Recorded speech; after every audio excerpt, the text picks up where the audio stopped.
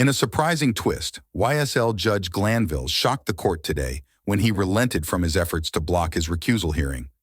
Glanville had previously refused to even entertain the matter of recusal, but said today that he would allow another judge to hear the matter and decide if he must step down from the YSL case.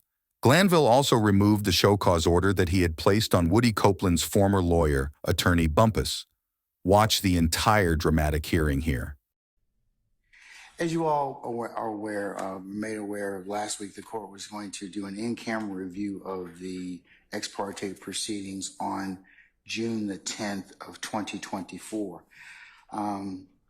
In considering whether or not to have an in-camera discussion or review of the records, this court has decided to release the entirety of the transcript of those proceedings as courts one. And I'm going to take judicial notice of the following timeline.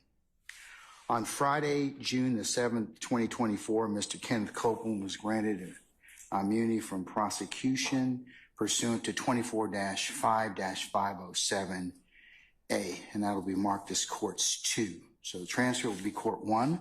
His immunity agreement, Mr. Copeland's, will be court 2. Mr. Copeland, who was represented by Mr. Jonathan Melnick and advised of his rights and obligations, during the proceedings on Friday, June the 7th, which will be marked as courts 3, the transcript of those proceedings, Mr. Copeland invoked his Fifth Amendment privilege and was held in contempt, and that will be courts 4, Mr. Copeland's order of contempt. Mr. Melnick informed the court that he was not going to be in attendance of any further proceedings as he would be on leave effective 10 June of 2024. The court informed Mr. Melnick that his leave, or had discussions with him that his leave was not proper and that he needed to be in attendance on Monday, June the 10th of 2024 with Mr. Copeland. Mr. Melnick relayed that attorney Caleb Bumpus would be representing Mr. Copeland. On Monday, June the 10th, before court, Mr. Edward Chamberlain, the court's litigation manager, informed the court that the state wished to have an ex parte meeting with the court. No subject matter of the ex parte meeting was told. The entirety of the ex parte hearing held on the 10th of June of 2024 was taken down by Ms. Christina Weaver, the court's official court reporter.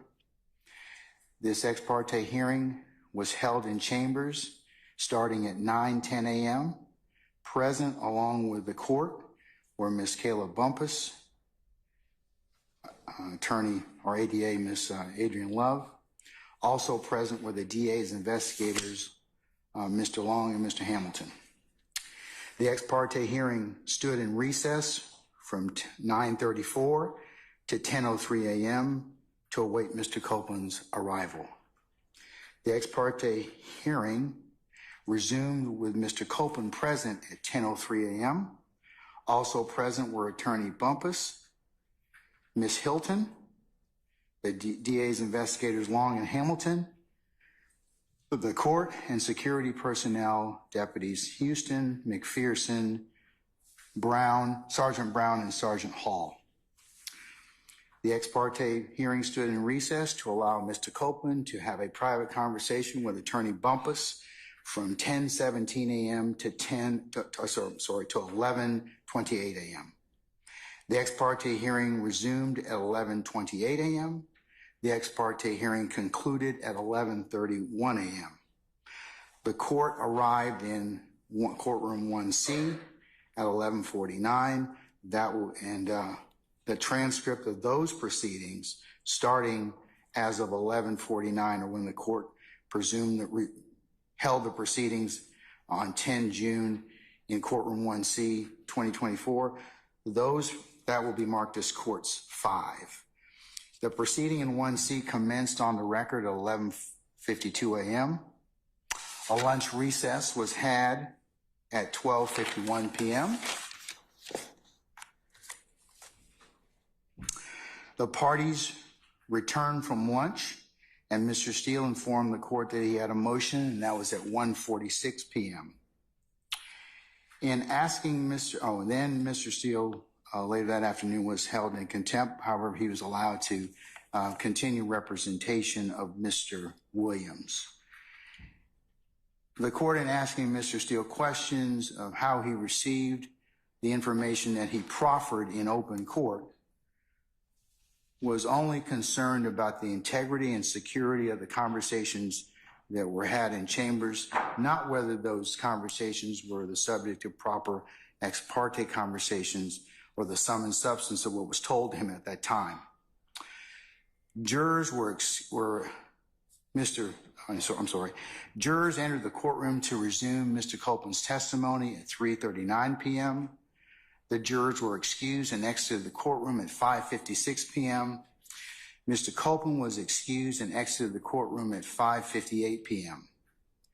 The court asked Mr. Steele again whether he received ex parte information, and that would be at 5:59 p.m. Mr. Steele's counsel, Ms. Ashley Merchant and Mr. Alex Susor entered the courtroom. Mr. Steele was held in criminal contempt. That order of that contempt will be marked as Court 6, and the proceedings concluded at 7:41 p.m. The court further takes judicial notice of the following statements proffered by Attorney Brian Steele, in open court upon information and belief stated to the court, which are still unknown. There are 6 assertions that Mr. Steele proffered in front of the court. Those are contained within the transcript of Courts 5, the proceedings that are held on the 10th of June of 2024 in Courtroom 1C, which the court has already said will be part of this order. The first assertion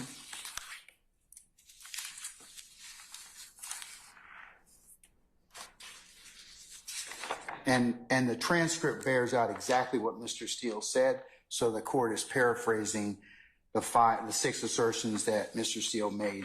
They're more aptly and more eloquently put in the record. The first one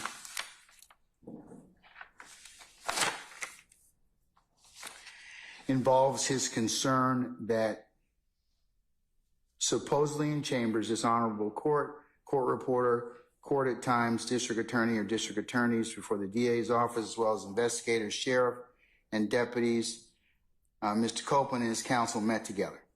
None of the defense team, to his knowledge, were present. Second assertion he makes is that Mr. Copeland intended to plead the Fifth Amendment.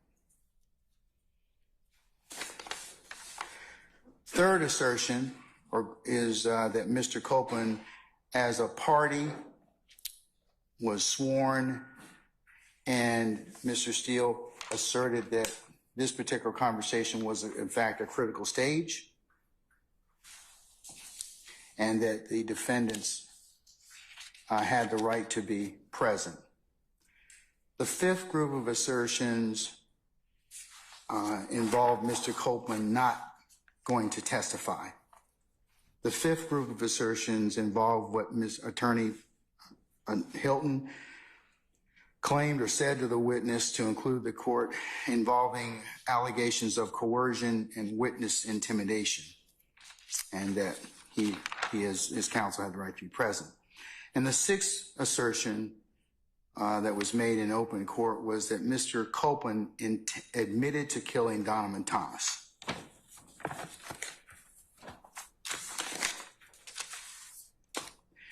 At some point after Mr. Steele was held in contempt by this court in the afternoon of June the 10th, it was brought to the court's attention, not at the court's request, by security personnel, that video footage of what occurred outside courtroom 1C shows the interactions between Ms. Bumpus, Mr. Steele, Mr. Adams, and Mr. Sharp. The court in no way sought to investigate any facts of this involving this footage. and it only considered it for the security and timeline of events that occurred on June the 10th of 2024. Also, in no way did the court consider any of this footage in holding Mr. Steele in contempt. And as I said, mentioned it only for the purposes of considering the security and breach of information that occurred within the court's chambers, not for whether or not that was truthful or not.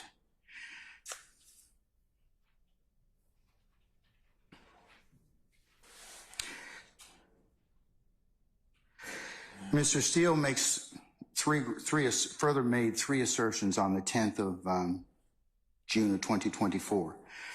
One, he asserted that this was, on behalf of Mr. Williams and similar situated individuals, that this was, the court held an improper ex parte meeting. Secondly, that Mr. Copeland was a sworn witness and this was a critical stage.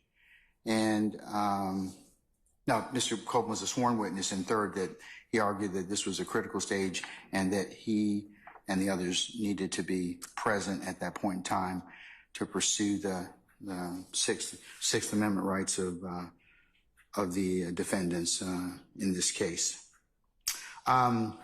As to Mr. Steele's first assertion of whether or not the court held an improper ex parte meeting or hearing, the court is guided by Judicial Code of Conduct 2.9, which I'll take judicial notice of, which in pertinent part,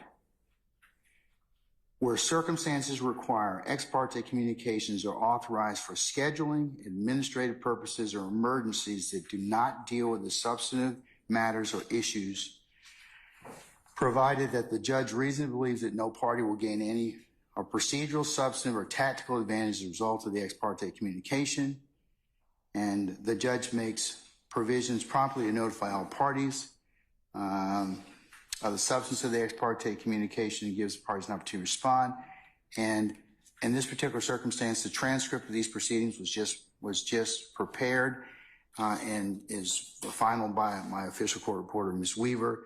And all counsel will be, as I said, given an opportunity to, as soon as the court finishes entering this order, it will be e-filed so everyone will have a chance to take a look at it and use it as they see fit.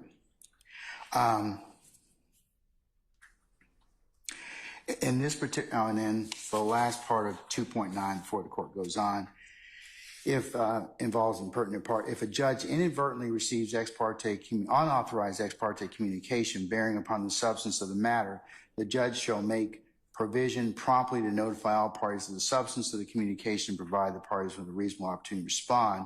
And as I mentioned earlier, I'm going to release the entirety of the transcript to you all to use as you see fit and before any other further examination of Mr. Copeland.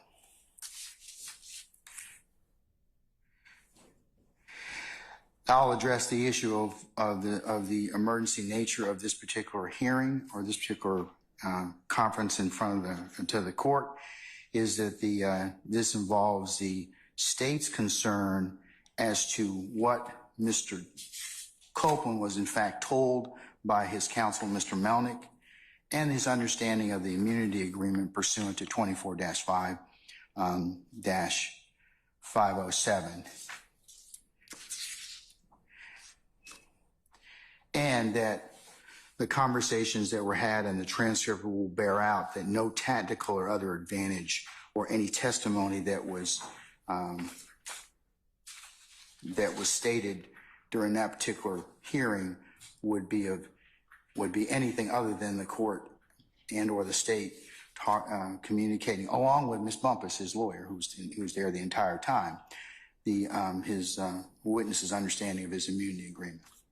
In consideration of this emergency nature, the court has taken into account a couple of cases I'll cite for the record. One of them is United States versus Adams, and that's 785 F. 2nd 917, decided in March the 31st of 1986. In pertinent part, presence of the accused. Although an ex parte conference to discuss threats against the witness is proper, District court must ensure that the conference is carefully conducted so no rights of the defendant are threatened. Presence of the accused. Ex parte conference between judge, prosecutor, and government witness to discuss refusal of witness to testify because of his fear of reprisal was not improper, where substance of the inculpatory testimony was never discussed and the entire conference was transcribed. And in Adams, the appellants contended the ex parte conference was improper and it violated their due process right to a fundamentally fair trial. We agree with appellants that ex parte conferences should occur, but rarely, especially in criminal cases. This does not mean, however, that such conferences are unconstitutional. Indeed, some situations the trial judge may find an ex parte conference necessary. They cite La Chapelle, and that's LACHAPPELL versus Moran at 699 F. 2nd 560. It's a First Circuit case from 1983 where the court cites, in the exercise of the court's residual power to ensure a just trial, protect jurors and witnesses, a judge may, in rare circumstances, feel it necessary to confer with a juror or witness on the record, but outside the presence of others, including the defendant. One such conference may be where a juror or witness, having been threatened, wish to speak with a judge privately about a threat. A witness may not feel free to discuss any threats in presence of the defendant or even counsel for the defendant. We agree that the First Circuit, that an ex parte conference is appropriate in that situation. They see United States versus Arroyo, and it's ANGULA. It's at 580 F. 2nd 1137, pinpoint 1142, 1142, Second Circuit case. Exclusion of certain defendants and counsel from in-camera proceedings permissible in multiple defendant trial, where certain defendants had cooperated with government and received death threats. And then you've got a citation for that being 439 U.S. 913. Although an ex parte conference discussed threats against witnesses proper, the district court must ensure that the conference is carefully conducted so no rights of the defendant are threatened. In this case, the court followed procedures to ensure the conference was fair. First, at no time was the substance of Pooley's inculpatory testimony discussed. And second, the entire conference was transcribed. And that's United States versus Watchmaker at 761 F. 2nd 1149, 1985. Ex parte conference with frightened juror properly were transcribed and the judge's comments carefully framed. This court goes on to say in Adams, two aspects of this conference, however, are disturbing. First, when the prosecutor began to impress upon the witness the distinction between being paid for testimony and afforded protection, the trial court should have called the conference to a close.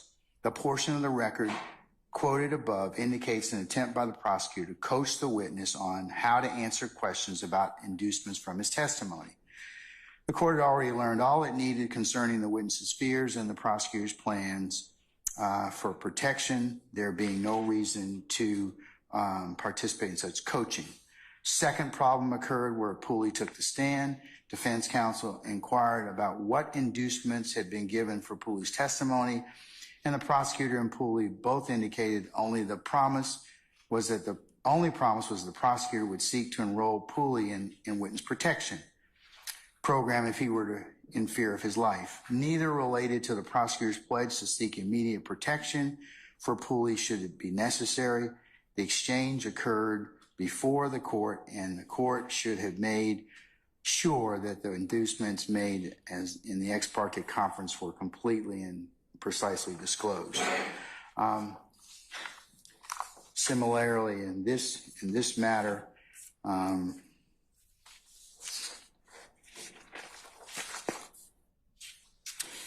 the only thing discussed between the state counsel for Mr. Copeland and this court were the understanding of his immunity agreement. There were no other testimonial statements made by in terms of what Mr. Copeland planned to testify to that were induced or sought by the court. And the transcript in its totality will bear that out, and you can have a look at that.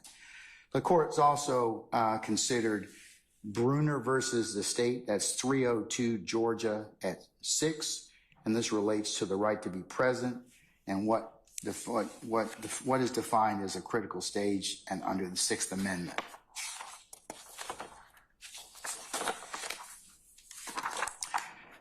Bruner contends that he was denied the right under the Georgia Constitution to be present at certain critical stages of his trial proceedings.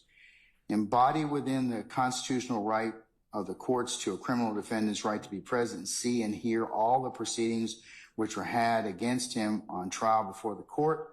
Ward versus the state, 288 Georgia 641, pinpoint 645. Violations of this due process right are presumed prejudicial, absent a waiver by defendant requiring a new trial. However, there were no violation of Bruner's right to be present. The right to be present attaches to any stage of a criminal proceeding that is critical to its outcome if the defendant's presence would contribute to the fairness of the procedure. And that's Huff versus the state, 274 Georgia 110, pinpoint 111. Thus, a critical stage of a criminal proceeding is defined as one in which the defendant's rights may be lost, defenses waived, privileges claimed or waived, or one in which the outcome of the case is substantially affected in some other way. And in this particular case, the court is of the opinion, basing on looking at the case law, that that this was a proper ex parte meeting pursuant to Rule 2.9, as well as the no party gained any tactical advantage, and that the proceedings as a whole are released to will be in the terms of the transcript. So what was said can readily be seen and utilized by the defendants. Okay, and the court lastly took into consideration Talton versus the state. That's 368 Georgia Appeals at 313, and that involves a Sixth Amendment critical stage definition that was decided June the 21st of 2023. And in pertinent part, in many instances, remand will be necessary when the right to be present is claimed under the Georgia Constitution is raised for the first time on appeal from criminal conviction. So Mr. Steele's raised this at the appropriate time, and the court is in fact considering it. And the Georgia Constitution guarantees criminal defendant to be present, see, and hear all proceedings in which are against him on trial before the court. Criminal defendant's right to be present under the Georgia Constitution attaches to any stage of the criminal proceeding which is critical to its outcome if the defendant's presence would contribute to the fairness of the procedure, but the right does not extend to situations where a defendant's presence would be useless or benefit but shadow. And under the Georgia Constitution, defendant who is represented by counsel need not be present for portions of the trial that involve questions of law and consist of essentially legal argument about which the defendant presumably has no knowledge. It is well settled under the Georgia Constitution guarantees a criminal defendant the right to be present and see, hear all the proceedings in which are had against him or trial before the court. It's Prickett versus the state, 314 Georgia 435 at 441 pinpoint. This right attaches to any stage of the criminal proceeding that is critical to the outcome of if the defendant's presence would be contribute to the fairness of the procedure. But the right does not extend to situations where the defendant's presence would be useless or benefit or shadow.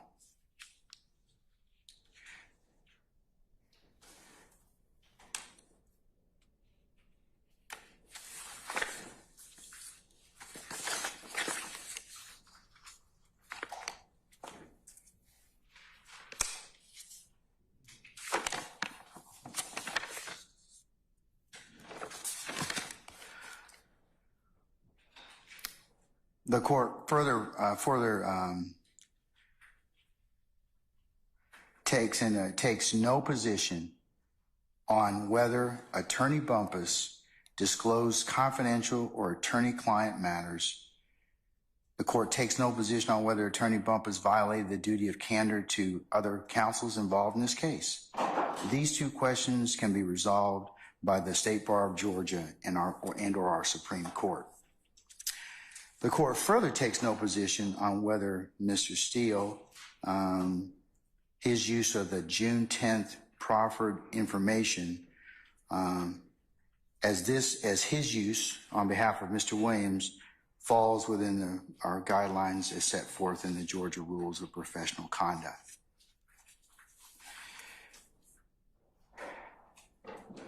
The court's basis for having been explained on the record, a written order of this along with the attachments will be included in the record. And Mr. Banks, where are you? Sir, as a result of this transcript release, the court withdraws the show cause for your client and others who may be present who are present in chambers on the 10th of June of 2024. And as I mentioned earlier, we were going to have a show cause hearing on Wednesday, the 3rd of July. I am canceling that indefinitely. In fact, I've canceled all of that. So we will not be holding that particular hearing, okay? All right.